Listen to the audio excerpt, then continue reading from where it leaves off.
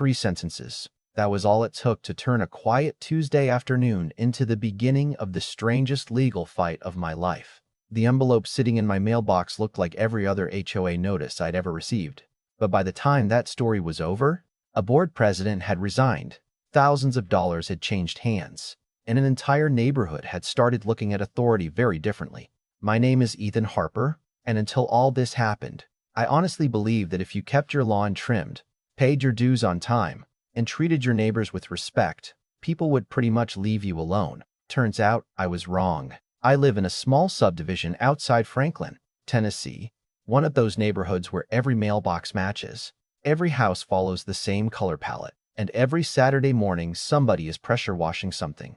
It isn't a bad place to live. Most of my neighbors are decent people. Kids ride bicycles after school. Couples walk their dogs before sunset. And during Christmas, everyone competes over who can hang the best lights. It felt predictable, comfortable, almost boring. And I liked it that way. I work from home as a network engineer, so peace and quiet are worth a lot to me. I don't throw parties. I don't play loud music. And I never had any interest in fighting with the homeowners association. Honestly, I barely thought about them unless the annual dues notice showed up. Then there was Russell Kane. Russell was the HOA president for nearly 4 years. And if you asked him, protecting neighborhood standards was practically a sacred mission. He drove around every evening in a white SUV, moving slowly enough that people joked he burned more gas looking for violations than driving anywhere useful. Some folks laughed about it. Others closed their garage doors whenever they saw him coming. He had that strange ability to make every conversation sound like he was issuing a citation. Even saying good morning somehow felt like an inspection. We had never really argued before, but I always had the feeling he noticed everything. If someone's garbage can stay outside an extra day, Russell knew. If somebody planted flowers that weren't on the approved landscaping list, Russell knew. If a basketball hoop stayed in the driveway overnight, somehow Russell always knew. Looking back, I think he enjoyed being the guy everyone had to answer to. 6 months before everything exploded, I installed a small satellite dish near the backside of my roof. You couldn't really see it from the street unless you stood in exactly the right spot at the end of my driveway. And even then you had to actually be looking for it. I didn't install it because I wanted hundreds of television channels. I installed it because of my father. My dad, Walter Harper, had just turned 90. He had served in Korea, spent 40 years working as an electrician, and somewhere along the way became one of the toughest men I'd ever known. Watching him grow weaker during his last year felt like watching a mountain slowly disappear. He was living in a nursing home in Arizona, nearly 1,800 miles away, and every time I visited, I noticed the same thing. He smiled whenever old programs from his childhood came on. Not American television, the international broadcasts he grew up hearing before his family immigrated. Those voices, those songs, those old black and white variety shows somehow reached a part of him that dementia hadn't completely erased. The nursing home couldn't provide those channels, but with the satellite service at my house, I could stream them onto a tablet I mailed to his caregivers. Every evening they'd help him turn it on, and for an hour or two he looked peaceful again. Maybe that sounds like a small thing, but when someone you love is running out of tomorrows, small things become everything. So when that letter arrived telling me I had 14 days to remove the dish because it violated the community's exterior modification standards, I just stared at it for a while. It said the equipment disrupted neighborhood aesthetics and was visible from common property. Failure to comply would result in escalating weekly fines beginning at $200. I actually laughed at first because I thought somebody had made a mistake. Then, about an hour later, Russell knocked on my front door. He wasn't angry. Somehow that made it worse. He stood there holding a clipboard with that polite smile people wear when they've already decided they're right. "Afternoon, Ethan," he said. "Just wanted to make sure you received the notice." I nodded. I did. Good. Should be an easy fix. I looked past him toward my roof. "Have you actually seen the dish from the street?" He shrugged. "That's not really the issue." "It seems like exactly the issue." His smile tightened. "The board determined it's visible enough." I took a slow breath before answering. "Russell, my father is dying. That dish lets him watch the only programs that still make him smile." For just a second, I thought maybe I'd gotten through to him. Then he adjusted the papers on his clipboard and said something I'll never forget. "I'm sorry to hear about your father, but the rules have to apply equally to everyone." I asked if cable was an acceptable alternative. He said yes. I explained cable didn't carry those international stations. He shrugged again. I'm sure you'll figure something out. Then he walked away like we'd just discussed recycling bins instead of one of the last connections between a son and his father. I stood there in my doorway long after he disappeared around the corner, feeling something shift inside me. It wasn't anger yet. It was disappointment, the kind that settles deep because someone had every opportunity to choose kindness and decided paperwork mattered more. 2 weeks later, the first fine arrived. I paid it. The week after that, another one came, twice as large. I paid that one too. But while Russell thought I was giving in, I had quietly started researching something that would eventually change far more than either of us could have imagined. Paying those first 2 fines wasn't surrender.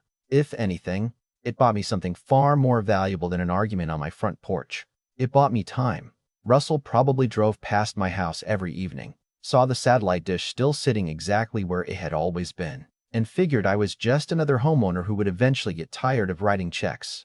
What he didn't know was that every night after work, I was sitting at my desk with 3 monitors glowing until 1 or 2 in the morning, reading federal regulations instead of watching television. I've worked in networking and telecommunications for most of my career, so I know enough to recognize when a rule sounds suspicious. The more I read, the stranger Russell's position became. Then I found something called the OTARD rule, over-the-air reception devices. At first I figured it was just another complicated government regulation that would probably have a dozen exceptions buried in fine print. But the deeper I dug, the clearer everything became. Federal law specifically protected satellite dishes under a certain size. HOAs couldn't simply outlaw them because they didn't like how they looked. They couldn't override federal protections with neighborhood policies. They couldn't invent aesthetic standards that canceled federal law. I remember leaning back in my chair around midnight and actually saying out loud, "You've got to be kidding me." It wasn't some obscure legal loophole. It was established law that had existed for years. Even better, there were case after case after case where homeowners associations had tried exactly what Russell was doing and lost completely. I printed everything: court opinions, FCC guidance, legal analyses. By the end of that week, I had a binder nearly 2 inches thick sitting on my dining room table. My friend Daniel stopped by one Saturday afternoon to help me replace a leaking outdoor faucet, and when he saw the stack of papers, he laughed. "Studying for law school?" I smiled. "No, just trying to understand why my HOA thinks Congress works for them." He flipped through a few pages before raising an eyebrow. "Ethan, this doesn't look good for them." "That's what I'm starting to think." Daniel had lived in the neighborhood longer than I had. He lowered his voice before saying, "Russell's been getting bolder lately. Last month, he threatened to fine the Wilsons because their granddaughter left sidewalk chalk drawings out front for 2 days. I shook my head. "Nobody pushes back?" Daniel shrugged. "Most people don't want the headache." That sentence stayed with me. Most people don't want the headache. Maybe that's exactly how people like Russell stay in power. They don't have to be right. They just have to be exhausting. A few days later, I drafted what might have been the most polite legal letter I've ever written. I wasn't trying to embarrass anyone.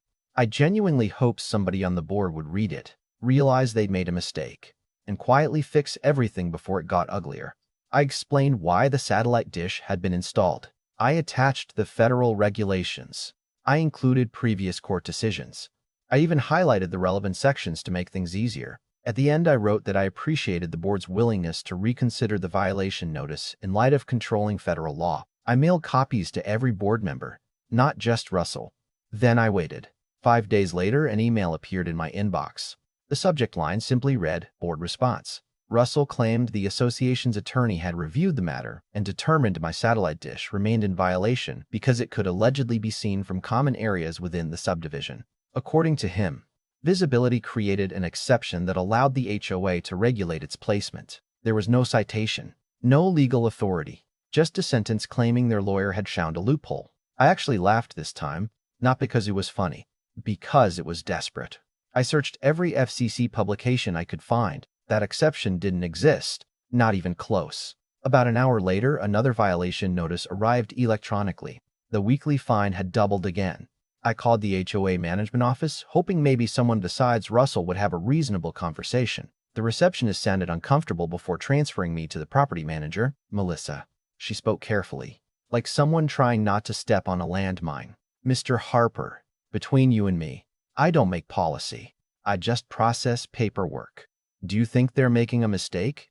There was a long pause. Finally, she answered quietly, "I think you should keep copies of every document you receive." Then she quickly wished me a good afternoon and ended the call. That told me everything I needed to know.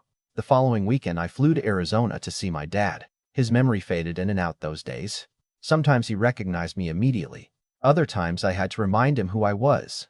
But every evening when the caregiver opened the streaming app on the tablet and those familiar programs started playing, something changed. His shoulders relaxed. His eyes stayed focused. Once he even started humming along with an old song I'd never heard before.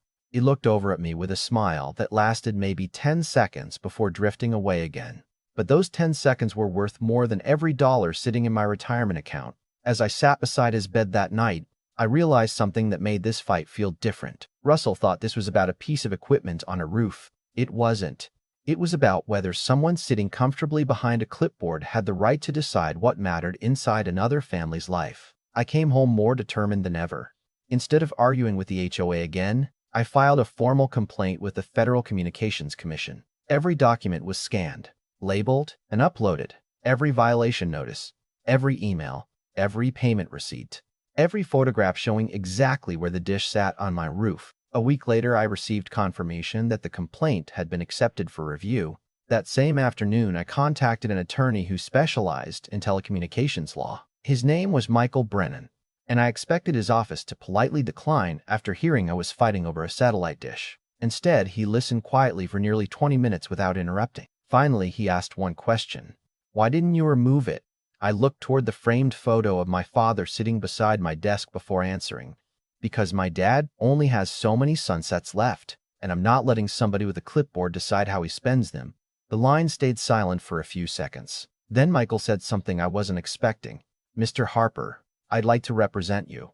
I asked about his hourly rate. He chuckled. "Let's worry about that later." A day later, he called back after reviewing everything I'd emailed.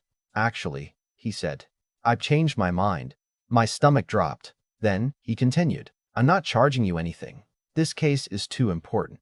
Apparently, his own father had passed away a few years earlier under similar circumstances. He understood exactly why I wasn't backing down. Over the next month, our evenings became strategy sessions. Michael was methodical. Every argument the HOA made was matched with federal regulations. Every unsupported claim was dismantled with precedent. He even tracked down multiple cases from different federal circuits showing nearly identical facts. Meanwhile, Russell became more aggressive. The fines continued arriving every week. Certified letters started showing up. One notice threatened liens if the balance remained unpaid. At the next HOA meeting, I decided to attend in person. The clubhouse was packed, far more than usual.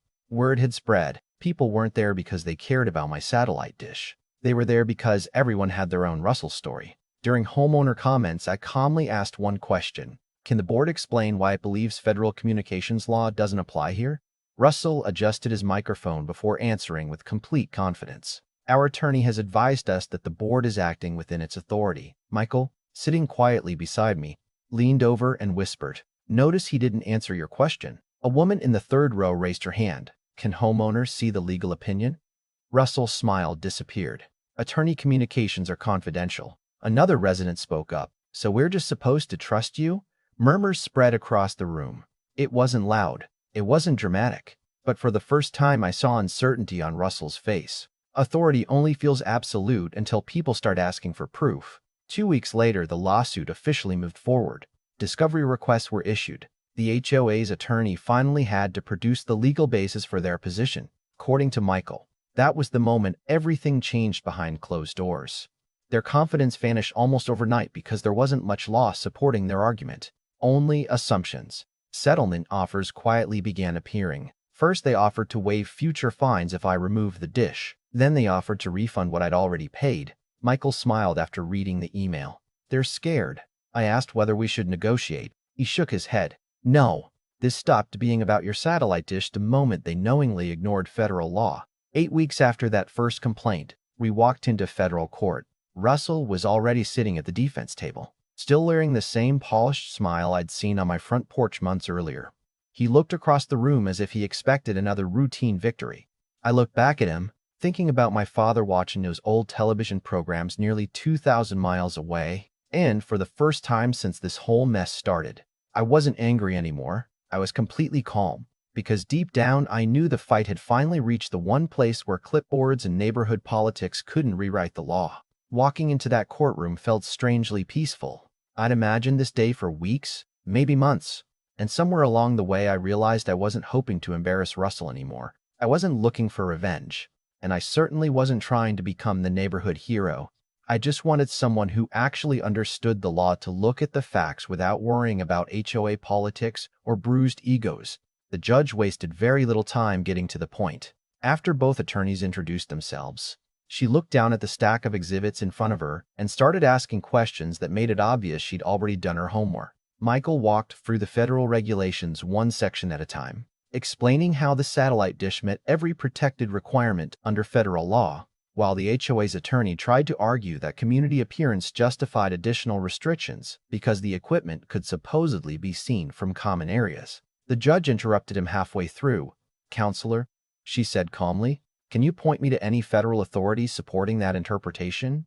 The attorney shuffled through his notes, flipped a few pages, then admitted there wasn't a specific case supporting their position. Instead, he argued that the board had acted in good faith while interpreting its governing documents. The judge nodded once, then turned toward Russell. "Mr. Kane, were you aware that federal regulations governing protected satellite reception devices existed before these fines were imposed?" Russell hesitated just long enough for everyone in the courtroom to notice. "I knew there were regulations. Did you review them?" Another pause. "Our attorney advised us." The judge leaned back slightly. "That wasn't my question." For the first time since I'd met him, Russell looked genuinely uncomfortable. His confidence disappeared almost instantly because there wasn't a speech or a neighborhood rule that could answer a simple factual question. About 30 minutes later, the judge delivered her ruling from the bench. She found that the HOA had improperly enforced restrictions that directly conflicted with established federal law. Every fine I had paid would be refunded. The association would reimburse nearly $15,000 in legal fees. And because the board knowingly continued enforcement after receiving detailed notice explaining the applicable law, the court awarded an additional $25,000 in punitive damages. Then came the sentence I think hurt Russell more than any financial penalty. The judge ordered the HOA to revise its governing policies to comply with federal regulations and provide written notice of those changes to every homeowner in the subdivision. You could almost feel the air leave the defense table. Outside the courthouse, Michael smiled, shook my hand, and simply said, "Your father would be proud." I couldn't answer right away because he was right. 3 months later, my dad passed away peacefully. During my last visit, one of the nurses told me that every evening he still asked for the tablet with his favorite programs. Some nights he barely spoke, but when the familiar music started playing, he'd quietly smile as though he were visiting another time in his life. Knowing that those final moments had remained untouched by someone else's unnecessary power trip gave me more peace than winning the lawsuit ever could. Back home, things changed quickly. Russell resigned before the next board meeting, followed by 2 directors who had voted to support every violation against me. A special election brought in new volunteers who immediately hired outside legal counsel to review every community policy before enforcing another rule. Within a few months, several neighbors installed satellite dishes of their own, not because they suddenly wanted more television channels, but because they finally understood they actually had rights the HOA couldn't simply vote away. The funniest moment came one Saturday morning while I was mowing my lawn. My next-door neighbor, Linda, waved from across the street and laughed. "You know, your roof started a revolution, right?" I looked up at the little dish still sitting exactly where it had always been. Same roof, same angle, same quiet piece of equipment that had somehow exposed a much bigger problem than anyone realized. It was never really about metal bolted to shingles. It was about what happens when people confuse authority with ownership, when they believe holding a title means they can decide what's best for everyone else without ever asking why something matters. Every community needs rules. I still believe that.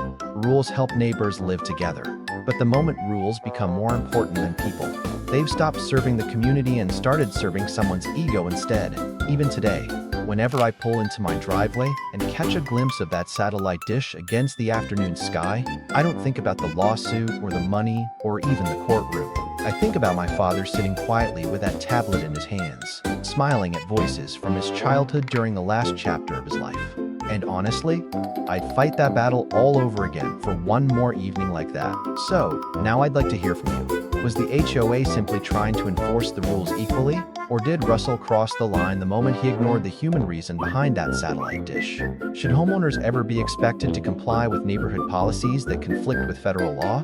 Or was taking the fight all the way to court the only reasonable choice?